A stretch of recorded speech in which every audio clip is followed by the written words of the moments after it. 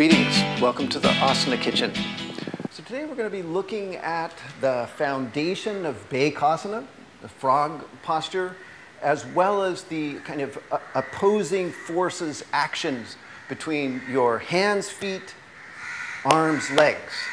You will serve yourself well if you remember that Bhekasana, you treat Bhekasana as a back bend.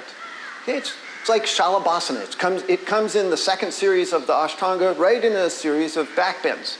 And then you know how to work with your legs because there's 3 actions of the legs in every back bend.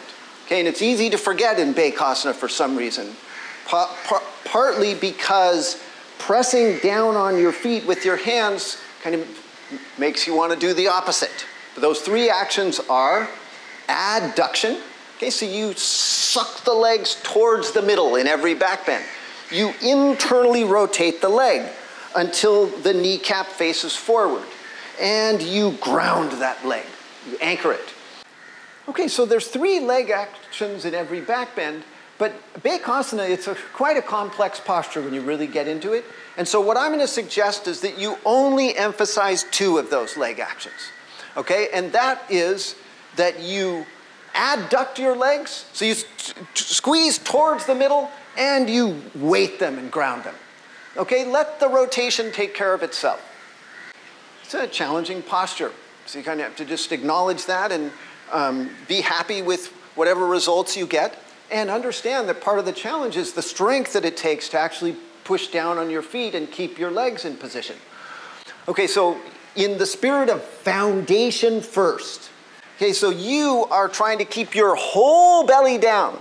Okay, so it's only this very upper part of the chest that lifts in Bhekasana. So the whole belly stays down and then all the way to your knee. So you don't lift the thighs in Bhekasana. You keep them grounded as part of your foundation. Okay, and so you keep the legs to the best of your ability, hip width apart, and bend the knees. Okay, and so when you catch your hands, you're doing your best to maintain that thigh position, to not let them go wider, okay? And then you swivel your wrist and make your fingers face forward. So as you come over the top with your hands and press down on your feet, it will tend to make your knees separate.